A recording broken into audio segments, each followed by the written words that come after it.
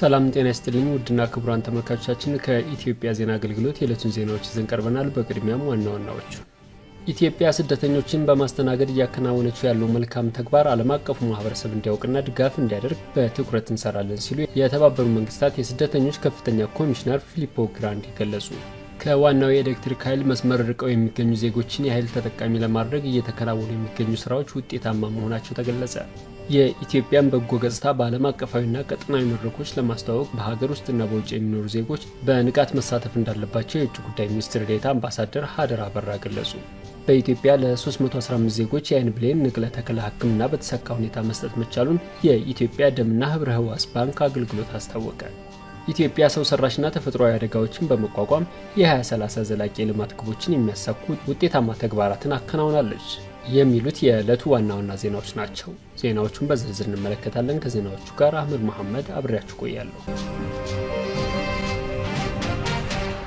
ኢትዮጵያ ስደተኞችን በማስተናገድ ያከናወነችው ያለው መልካም ተግባር ዓለም አቀፉ ማህበረሰብ እንዲያውቅና ድጋፍ እንዲያደርግ በትኩረት እንሰራለን ሲሉ የተባበሩት መንግስታት የስደተኞች ከፍተኛ ኮሚሽነር ፊሊፖ ግራንዲ ገለጹ።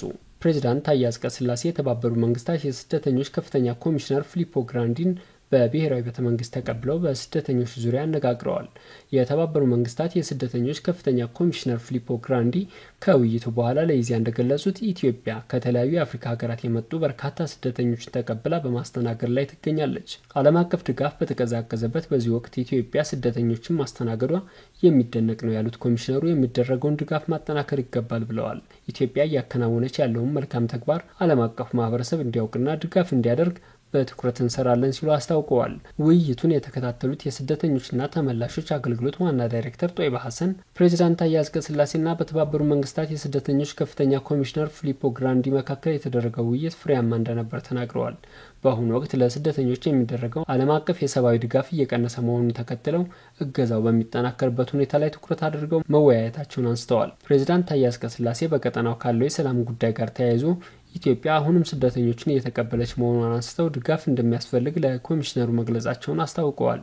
ኮሚሽነሩ በቀጣይነት ድጋፉ እንደሚጠናከር ለፕሬዝዳንት ታዬ ቃል መግባታቸውን ዳይሬክተሯ ተናግረዋል። ኢትዮጵያ በአሁኑ ወቅት 1.2 ሚሊዮን የሚጠጉ ስደተኞችን ተቀብላ ማስተናገዷን አድንቀው ለዚህ ተግባሯ ኮሚሽነሩ ትልቅ እውቅና መስጠታቸውን ጨምሮ ተናግረዋል። ኢትዮጵያ ዓለም አቀፍ ሕጎችን በማክበር ስደተኞችን ተጠቃሚ የሚያደርጉ ሕጎችና አሰራሮችን በማውጣት ለዓለም ምሳሌ መሆን የሚችል ስራ እየሰራች ትገኛለች ብለዋል። ከዋናው የኤሌክትሪክ ኃይል መስመር ርቀው የሚገኙ ዜጎችን የኃይል ተጠቃሚ ለማድረግ እየተከናወኑ የሚገኙ ስራዎች ውጤታማ መሆናቸውን የውሃና ኢነርጂ ሚኒስትር ዶክተር ኢንጂነር ሀብታሙ ይተፋ ገለጹ።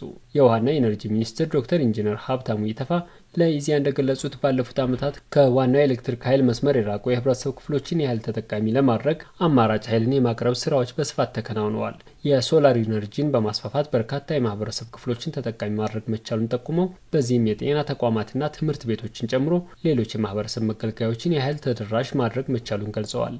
እስከ ባለፈው ዓመት ድረስም ከ10 ሺህ በላይ ደንበኞች የሶላር ተጠቃሚ ማድረግ መቻሉን ጠቅሰው ከዋናው መስመር የራቁ ቦታዎች ላይ አማራጭ ኃይል የማቅረብ ስራ ተጠናክሮ እንደሚቀጥልም ጠቁመዋል። በሚኒስቴሩ የገጠር ኢነርጂ ቴክኖሎጂ ልማትና ሽግግር ስራ አስፈጻሚ ብርሃኑ ወልዱ በበኩላቸው ሚኒስቴሩ ከዋናው የኃይል መስመር ርቀው ለሚገኙ የህብረተሰብ ክፍሎች የሶላር ኢነርጂ በማስፋፋት ላይ እንደሚገኝ ተናግረዋል። እስካሁንም 18 የገጠር ከተሞች ላይ ማስፋፋት መቻሉን ጠቁመው በዚህም ነዋሪዎችን የመብራት ተጠቃሚ ከማድረግ ባሻገር ለትናንሽ ቴክኖሎጂዎች ማለትም ለብረታ ብረትና ለእንጨት ውጤቶች ስራ፣ ለወፍጮ ቤቶችና ለሌሎች አገልግሎቶች ጥቅም ላይ እየዋለ መሆኑን ጠቁመዋል።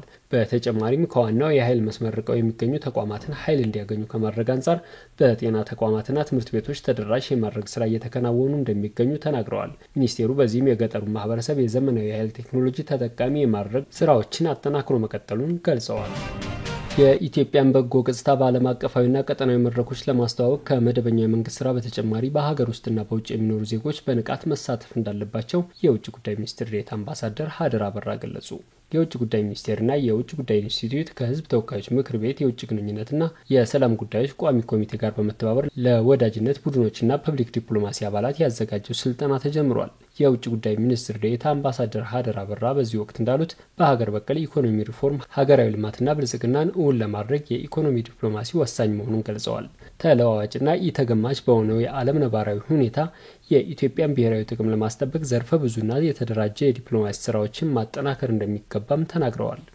ለዚህ ደግሞ የዓለም ፖለቲካዊ ማህበራዊና ኢኮኖሚያዊ ስርዓቱ የሚጠይቀውን የውጭ ግንኙነት ስልት መንደፍና መከተል አስፈላጊ መሆኑን አመልክተው የዓለም አስቻይ ሁኔታዎችን በጥንቃቄ በማየት በአስተውሎት መራመድ እንደሚገባ አስገንዝበዋል። በዚህም የውጭ ንግድና ኢንቨስትመንትን ለመሳብ፣ አጋርነትን ለማጠናከር፣ ገጽታ ለመገንባት፣ የሀገራችን ብሔራዊ ጥቅም ለማስከበር ሁሉም አካላት በጋራ መረባረብ አለባቸው ብለዋል። በመርህ ላይ የተመሰረተ ዓለም አቀፋዊና ቀጠናዊ አጋርነትን ማሳደግ ወሳኝ መሆኑን ጠቅሰው በባለብዙ ወገን መድረኮች የሚተላለፉ ውሳኔዎች የኢትዮጵያን ተደማጭነትና ብሔራዊ ጥቅም የሚያስጠብቁ እንዲሆኑ ማድረግ ይገባል ብለዋል። ኢትዮጵያ የሰው ዘር መገኛ፣ የጥንታዊ ስልጣኔ ባለቤት፣ የአፍሪካ የነጻነት ተምሳሌት እንዲሁም የብዝሃ ብሔር መገኛ መሆኗን በፐብሊክ ዲፕሎማሲ ስራችን መግለጽና ገጽታዋን መገንባት አለብን ሲሉ አስገንዝበዋል። ለዚህ ደግሞ መንግስት ከሚሰራው የውጭ ግንኙነት ባሻገር በሀገር ውስጥና በውጭ የሚኖሩ ኢትዮጵያውያን ሚናቸውን ሊወጡ እንደሚገባ ተናግረዋል። በኢትዮጵያ ለ315 ዜጎች የአይን ብሌን ንቅለ ተከላ ሕክምና በተሳካ ሁኔታ መስጠት መቻሉን የኢትዮጵያ ደምና ህብረ ህዋስ ባንክ አገልግሎት አስታወቀ። በማህበረሰቡ ዘንድ እየዳበረ የመጣውን የደምና የአይን ብሌን ልገሳ ተግባርን ይበልጥ ለማጠናከር ያለመ ሀገራዊ ንቅናቄ ሰኔ 7 2017 ዓ.ም እንደሚካሄድ ገልጿል። የኢትዮጵያ ደምና ህብረ ህዋስ ባንክ አገልግሎት ምክትል ዋና ዳይሬክተር አቶ ሀብታሙ ታየ ለኢዜአ እንደገለጹት በኢትዮጵያ የአይን ብሌን ንቅለ ተከላ ሕክምና አገልግሎትን ተደራሽ ለማድረግ በትኩረት እየተሰራ ይገኛል። ቀደም ሲል የአይን ብሌን ንቅለ ተከላ ሕክምና በተለያየ መልኩ ይሰጥ እንደነበር አስታውሰው ይህ ሁኔታ ሕክምናው ወጥነት ባለው መልኩ ተደራሽ እንዳይሆን አድርጎት መቆየቱን ተናግረዋል። በመሆኑም የሕክምና አገልግሎቱን ተደራሽ ለማድረግ እንዲያግዝ ታልሞ ሕክምናው በኢትዮጵያ ደምና ህብረ ህዋስ ባንክ አገልግሎት ስር እንዲሰጥ መደረጉንም ገልጸዋል። ይህም የሕክምና አገልግሎቱ ፍትሐዊና ተደራሽ እንዲሆን በማድረግ ረገድ አይነተኛ ሚና ማበርከቱንም ጠቁመዋል። በዚህም በበጀት ዓመቱ 315 ለሚሆኑ ዜጎች የአይን ብሌን ንቅለ ተከላ ሕክምና መሰጠቱን ጠቁሞ በዚሁ ዓመት እንዲሁ 522 ሰዎች የአይን ብሌናቸውን ለመለገስ ቃል ገብተዋል ብለዋል። ሕክምናው በስፋት እየተሰጠ የሚገኘው በአዲስ አበባ ዳግማዊ ምኒልክ ኮምፕሬሄንሲቭ ስፔሻላይዝድ ሆስፒታል ሲሆን ሕክምናውን በሁሉም የሀገሪቱ አካባቢዎች ተደራሽ የማድረግ ስራ ትኩረት ተሰጥቶታል። ለአብነትም በሐዋሳ፣ በጎንደር፣ በጅማና መቀሌ ሆስፒታሎች ላይ የአይን ብሌን ቀዶ ሕክምናው እየተሰጠ መሆኑን አብራርተዋል። ኢትዮጵያ ሰው ሰራሽና ተፈጥሯዊ አደጋዎችን በመቋቋም የ2030 ዘላቂ የልማት ግቦችን የሚያሳኩ ውጤታማ ተግባራትን ማከናወኗን የሶስተኛው ሀገር አቀፍ የዘላቂ ልማት ግቦች የፈቃደኝነት ግምገማ ሪፖርት አዘጋጅና የኢኮኖሚ አማካሪው ዳዊት አየለ ገለጹ። ሶስተኛው ሀገር አቀፍ የዘላቂ ልማት ግቦች ትግበራ የፈቃደኝነት ግምገማ ሪፖርትን የተመለከተ ሰኔ 2 2017 ዓ.ም መካሄዱ ይታወቃል። በሶስተኛው ሀገር አቀፍ የዘላቂ ልማት ግቦች የፈቃደኝነት ግምገማ ሪፖርት ዝግጅት የተሳተፉት የኢኮኖሚ አማካሪው ዳዊት አየለ ኢትዮጵያ ሪፖርቱን ማዘጋጀቷ ስኬቶችንና ቀሪ ስራዎችን በመለየት ግቦችን ለማሳካት እንድትተጋ የሚያደርግ ነው ብለዋል። የግምገማ ሪፖርቱ እስከ ፈረንጆቹ 2030 ድረስ ባሉት 5 ዓመታት ትኩረት የሚደረግባቸውን ጉዳዮች በመለየት ግቡን ሙሉ ለሙሉ ለማሳካት ትልቅ መነሻ እንደሚሆን አመልክተዋል። በሀገሪቱ የተከናወኑ የዘላቂ ልማት ግቦችን የገመገመ መሆኑን ጠቅሰው ኢትዮጵያ በብዙ መልኩ ትልልቅ ስኬቶችን ማስመዝገቧን ገልጸዋል። በተለይ የአየር ንብረት ለውጥን ለመከላከል እንዲሁም ዘላቂ ልማትን የማረጋገጥ ተግባር ላይ የተሰሩ ስራዎች ከፍተኛ ውጤት እንደተመዘገበባቸው ጠቁመዋል። ማህበራዊ አገልግሎትን ከማስፋፋት አንጻር ጤና፣ ትምህርት፣ ውሃ፣ ኤሌክትሪክና ሌሎች ማህበራዊ ልማትን ለሁሉም ህብረተሰብ ለማቅረብ በተከናወኑ ተግባራት ከፍተኛ እድገት መምጣቱን አንስተዋል። ኢትዮጵያ ለግቦች መሳካት አስፈላጊ የሆኑ የፖሊሲ ማዕቀፎችን በመተግበር ስኬታማ መሆኗንም ገልጸዋል። ባለፉት ዓመታት ካጋጠሙ በርካታ ሰው ሰራሽና የተፈጥሮ አደጋዎች አንጻር ከ60 በመቶ በላይ ግቦችን በስኬት እየፈጸመች መሆኗ የሚደነቅ ነው ብለዋል። እስካሁን የተመዘገቡ ውጤቶች በሚቀጥሉት 5 ዓመታት የዘላቂ ልማት ግቦቹ እንደሚሳኩ አመላካች መሆናቸውን አንስተው በትኩረት መስራት እንደሚገባም ገልጸዋል። ተመልካቾቻችን ዜናው አበቃ። ሰላም ቆዩ።